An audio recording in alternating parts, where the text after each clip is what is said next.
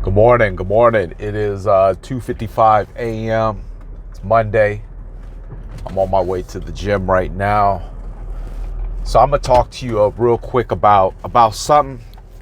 In our church, we have this prayer line. It's every Monday at 6 o'clock in the morning, and I can tell the voices who are on there. There's intercessions that come on there, and they're praying for you. They're just praying in general, and I heard this one individual, and I'm not going to say who it was specifically, but I heard this one individual come up, and he says, sometimes, he says, it appears that the people who don't love you as much as I do, it appears that the people who aren't as committed as I am, it appears that the people who aren't doing as much work as I am doing are getting all the blessings.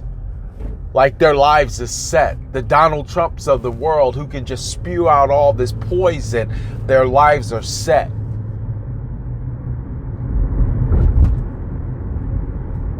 How is it, and what you can take from that is, how is it that they are prospering when I'm steadily just trying to figure out a way? And when you listen to that, you can take that a couple different ways. One is the person is complaining. Or two is finances are the answer to all the problems. Or you can take it as somebody saying, hey, I just need to know, why is it that I love you as much as I do? I come to you as much as I do. I'm committed to you as much as I'm committed. Meaning I'm not just at Sunday service. I'm on Saturday service. I'm at intercession on Tuesday at 8:30 in the morning. I'm here. I am praying. I am prostrated on the ground. I am praying. I am pouring myself out to you. I walk by faith. I give everything I have to you. You can make all things happen. But yet what I'm asking for is not manifesting. There's a couple ways you can take that. I guess it all depends on what your situation and at what point in life, at what point in your faith you're at. You can take it however you want. But I'm going to tell you how I took it. As simple as he said it. I'm just curious, God, why? Why? Why is it playing out like this? Why is it that I can see them prospering, but I can also see that they're not committed to you? And something inside of the divine plan. See, I don't mind talking about God. I don't mind talking about God a lot, because if there was a cure for your disease, wouldn't you talk about it too?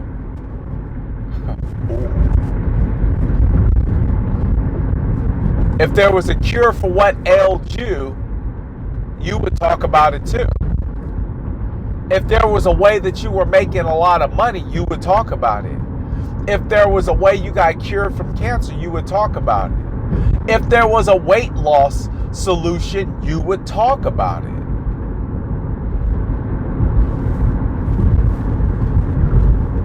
I found a single solitary cure, so I'm talking about it, which encompasses every single one of them things that I just mentioned in one. But back to the story. Why is it?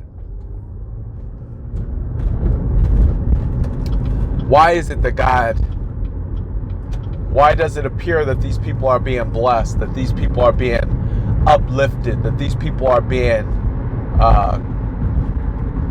poured into? And the answer is, I don't know. Matter of fact, the answer is, I don't even care. See, you got to realize something. There's not a real indicator of how well somebody is doing without knowing exactly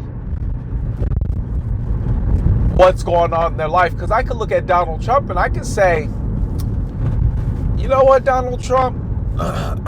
You may have all the wealth in the world, but you appear to be out of shape. Your skin looks a little pasty. And I bet you would give anything to have a nice, full, real set of hair.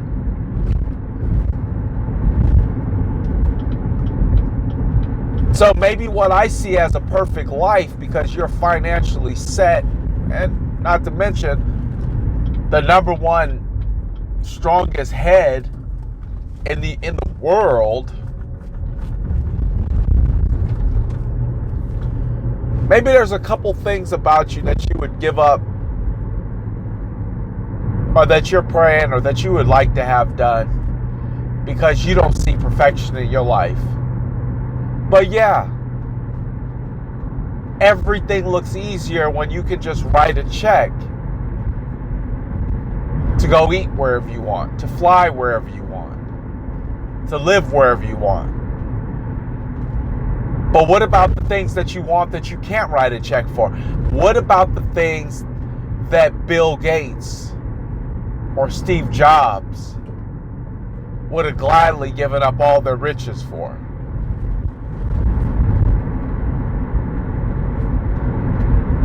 See, I just answered the question. See, just because it appears that they have it all figured out doesn't mean that they have it all.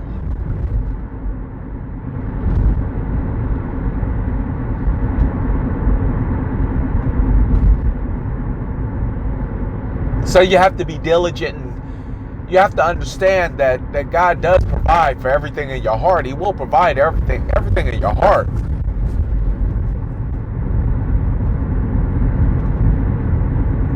But maybe what it is that you are expecting is smaller than what's going to happen. So maybe you're just being prepared, because what actually is going to happen, and it's hypothetical. I don't know. I don't know the Bible inside and out. I'm not that versed.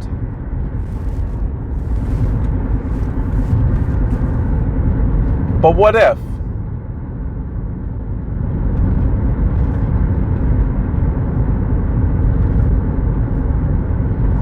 What if the reason why there's delay is because you're giving birth to something bigger than what you thought? And the preparation, either natural or because you're delaying, it's just taking a little bit longer.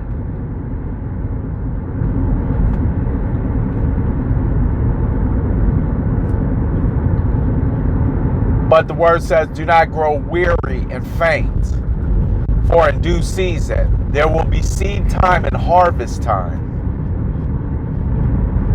Be patient. Be still.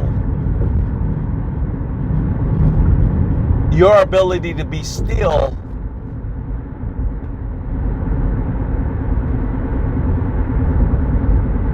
shows your faith. Your faith is measured in your ability to be still. Still in that relationship that you want. Maybe you ain't got no relationship right now because there's still some work inside yourself that needs to be done. Because let's be honest, don't no good man want to be tied to some woman that's still trying to figure herself out. And yeah, I know we got the old adage, you should love me for me, but put the shoe on the other foot. Don't you want to be evenly yoked with somebody who can come to the table and offer just as much? Or do you think you should be the only one to show up to dinner with nothing in your hands, but everybody else should have something to eat?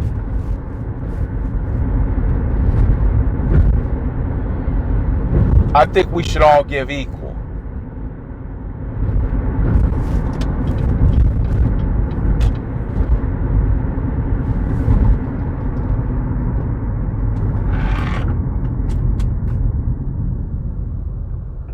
But I also think that in those times, it's perfect to exercise patience, to exercise simple patience. in order for those things to come to fruition. It's not always going to look fair. It's not always going to look like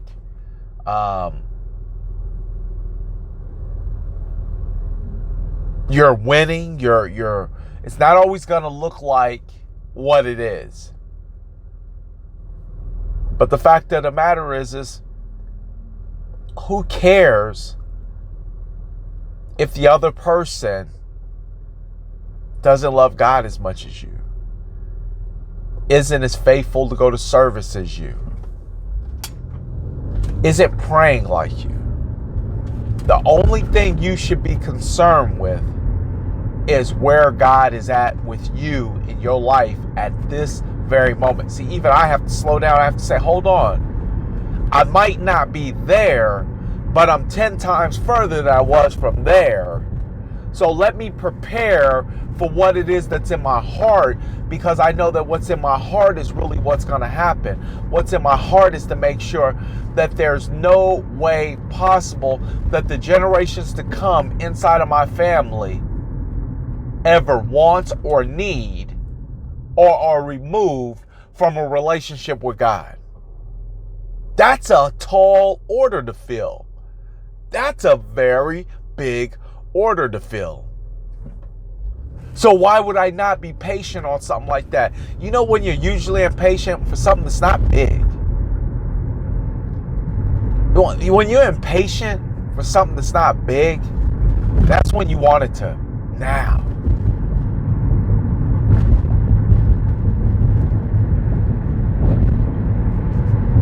It's fast food now. Couple dollars now. Not, hey God, can you line up some financial education classes so that I can learn now how to deal with the millions you're gonna be putting in my hands. Now, hey God, can you give me the strength to show up to church or to read a self-help book on how to have a good marriage? Can you give me patience to just date somebody or date people and learn them and let them learn me and be open, so that when that right thing comes along, that real thing comes along, I can actually know how to handle it instead of trying to rush it just so that I can rush into divorce.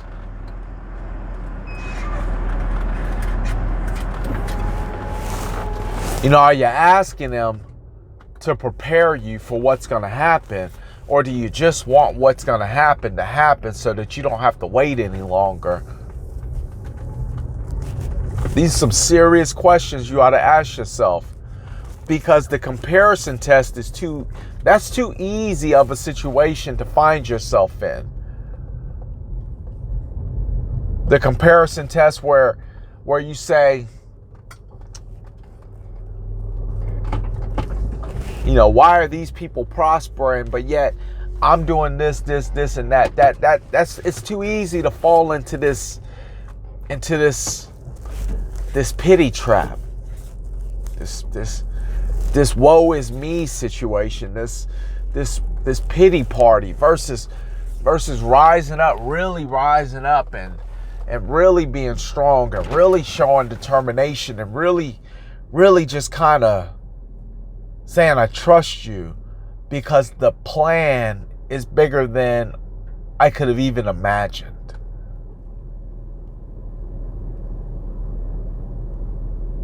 We got in the car yesterday, and I'll leave it at this. We got in the car yesterday, and this thing has a remote start on it. And we hit the remote start, and we were driving to church. And for some reason, it was quiet. It was real quiet. Not like kids quiet, but it was just quiet in general. And I looked, and I said, now the car has 151,000 miles on it. Like, I ain't worried about the car. Every time the car starts up, I thank God, because cars have no value. They get you from point A to point B. So tire rotations and oil changes is the most important thing to me, and keeping it clean. I don't care what kind of car you got. Keep it clean. Take care of it. That's what's going to open up the doors for you to have bigger, better things. So the car's got 151,000 miles on it, almost 152,000 miles on it. And I look down, and it looks like the AC unit is on. Matter of fact, it looks like it's turned all the way on, all the way up, high. But there's no air blowing out the vents. And I asked my wife, I said, turn the car off and then turn it back on. Why? What's going on with the AC? And she turned it off, turned it back on. And we were driving down the street now, and nothing was going on. So I'm messing with it, pushing buttons and trying to get it to go and blah, blah, blah, blah. Nothing's happening. And she says, what is that? So we roll our windows down because it started getting a little stuffy. And the first thing she said is, I thought she said, I'm not sure if she said it, but I thought she said, thank God it's cool outside. And I started thinking, wouldn't that be something if our AC went out, but the weather's super nice? Good reason to roll your windows down. But still, I'm thinking, what's going on with this AC? So now I'm messing with it, and, just turning it on, turning it off. Nothing's happening. I said, I said, it's probably just the fuse. She said, okay, where's the fuse box at? I said, it's down there in the quarter panels, down there. Or inside the doors, down there. She said, okay.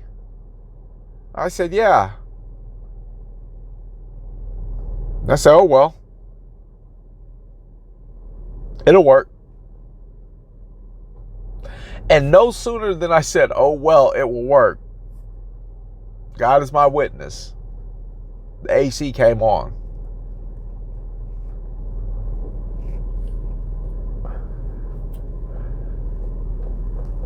The more you exercise your faith, the faster your blessings come to you.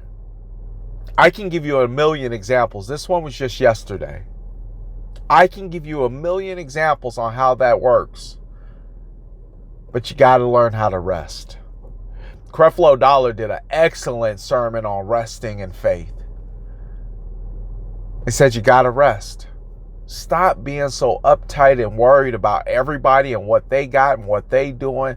Stop being so worried about why you ain't got it and what. Just keep working and believing, and then let your blessings find you working when they come. Prepare yourself for what it is that you want. See, I know that I'm going to be in charge of millions of dollars, so therefore I am preparing myself by taking a lot of financial literacy. I know that I am going to be a #1 sales broker in the United States. So I am taking my education further to make sure that I'm familiar with the terminology. I know that I'm going to be dealing with people of different ethnicities, so that's why I'm learning different languages. I know that I'm going to need strength to handle this, so that's why I work out regularly. What I'm doing is I'm preparing myself for not for what is, but what will be, so that when it finds me or when it touches me, that I am prepared to handle it. That's not hard to find. That's not hard to figure out. You're not ready for what you're asking for. You can't handle $1 million if you can't handle your $25,000, $30,000 a year business. If you're struggling with 30,000, you will struggle with 30 million. Because just because you can buy the yacht and you spent half your money on it, the rest went on taxes, do you know that you still have to keep up the yacht? Just because you can buy the Rolls Royce, just because you can buy the $1 million mansion, do you know what it takes to keep that up? Can you keep that kind of income flowing through? Or did a blessing land on dry land?